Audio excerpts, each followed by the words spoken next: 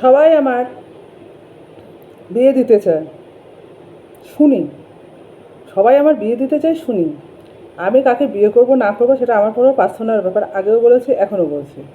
আর তৃতীয় কথা আছে, যেটা আমি আছি সবাই জানে, তা আমি বাচ্চা রাখবো কি রাখবো না সেটা পুরো আমার ডিসিশন। যেহেতু আমার সঙ্গে রেপ হয়েছে, সেই ছেলেটা সামনে আসছে না, সেই কারণে আমি বাচ্চা রাখবো না। আর দ্বিতীয় কথা হচ্ছে, সবাই বাচ্চা আছে বলে আমাকে বিয়ে করবে, আমাকে এই করবে, এইসব কথা যেন আমি না শুনি। যদি কেউ যদি সত্যি আমাকে চায়, ভালোবেসে থাকে, সে যেন আমার বাড়িতে এসে আমার সঙ্গে কথা বলে, আমার ভাইয়ের সঙ্গে কথা বলে।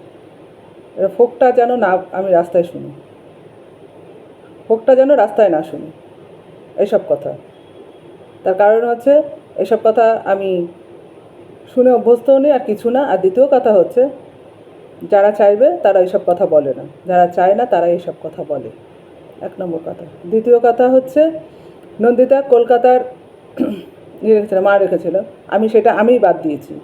ও হচ্ছে পার্টির মা, পার্টির মাই আছে, নট অন্য কেউ।